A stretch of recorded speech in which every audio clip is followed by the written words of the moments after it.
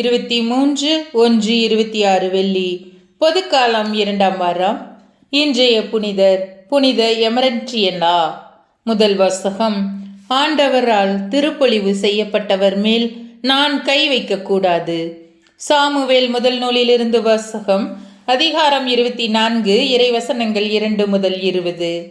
அந்நாட்களில் சவுல் இஸ்ரேல் முழுவதிலும் இருந்து தேர்ந்தெடுக்கப்பட்ட 3000 பேருடன் தாவீதையும் அவர் தம் ஆள்களையும் தேடி வரைபாடுகளின் பாறைகளுக்கு எதிர்ப்புறம் சென்றார். அவர் சென்றபோது வெளியோரத்தில் ஆட்டுப்பட்டிகளை கண்டார். அதன் அருகில் ஒரு குகை இருந்தது. இயற்கை கடன் கழிப்பதற்கு சவுல் அதனுள் சென்றார். அப்போது தாவீதும் அவர்தம் ஆள்களும் அக்குகையின் உட்பகுதியில் இருந்தார்கள். தாவீதின் ஆட்கள் அவரிடம், இதோ உன் எதிரியை உன்னிடம் ஒப்படைப்பேன், உன் விருப்பத்திற்கேற்ப அவனுக்கு செய் என்று ஆண்டவர் சொன்ன நாள் இதுவே என்றார்கள். உடனே தாவீது தவழ்ந்து சென்று சவுலுடைய மேலுடையின் தொங்கலை அவருக்கு தெரியாமல் அறுத்தார். தாவீது சவுலுடைய மேலுடையின் தொங்கலை அறுத்த பின் அதற்காக மனம் வருந்தினார். அவர் தம் ஆள்களை பார்த்து, ஆண்டவர் திருப்பொழிவு செய்த என் தலைவருக்கு எத்தீங்கும் செய்யாதவாறு ஆண்டவர் என்னை காப்பாராக. அவர் ஆண்டவரால் திருப்பொழிவு செய்யப்பட்டவரானதால் நான் அவர் மேல் கை வைக்க கூடாது என்றார். ஆதலின் தம் ஆள்கள் சவுலை தாக்காதவாறு தாவீது இவ்வார்த்தைகளால் அவர்களை தடை செய்தார்.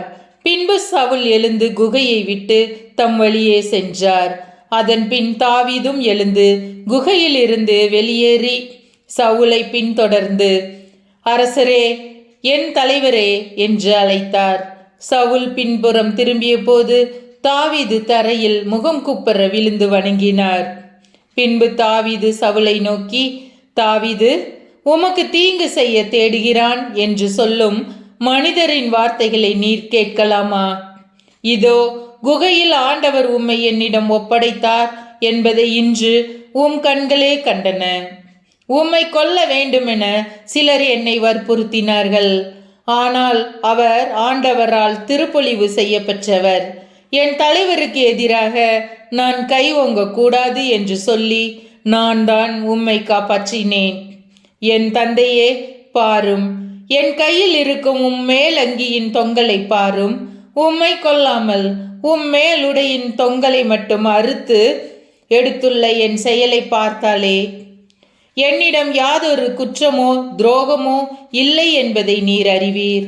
நீர் என் உயிரை பறிக்க தேடினாலும் உமக்கெதிராக நான் ஒரு குற்றமும் செய்யவில்லை. உமக்கும் எனக்கும் ஆண்டவர் நடுவராயிருப்பாராக. என் பொருட்டு ஆண்டவரே உமக்கு நீதி வழங்கட்டும். ஆனால் உமக்கெதிராக என் கை எழாது. முன்னோரின் வாய்மொழிக்கேற்ப தீயோரிடமிருந்தே தீமை பிறக்கும். ஆதலால் உம்மேல் நான் கை வைக்க மாட்டேன். இஸ்ரேலின் அரசர், யாரை தேடி புறப்பட்டீர்? யாரை பின்தொடர்கிறீர்? ஒரு செத்த நாயை அன்றோ, ஒரு தெள்ளுப்பூச்சியை அன்றோ? ஆண்டவர் நடுவராயிருந்து உமக்கும் எனக்கும் நீதி வழங்குவாராக. அவரே எனக்காக வழக்காடி உம் கையினின்று என்னை விடுவிப்பாராக என்றார்.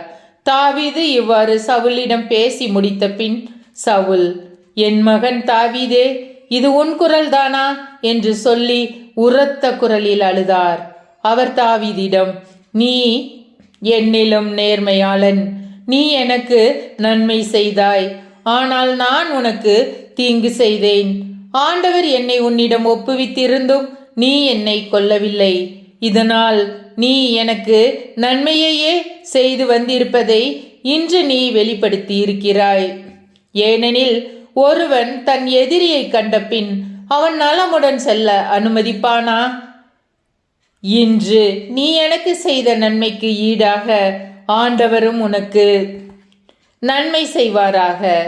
இதோ நீ திண்ணமாய் அரசனாவாய் என்றும் இஸ்ரேலின் அரசை நீ உறுதிப்படுத்துவாய் என்றும் இப்பொழுது நான் அறிகிறேன். ஆண்டவரின் அருள்வாக்கு. இறைவா, உமக்கு நன்றி.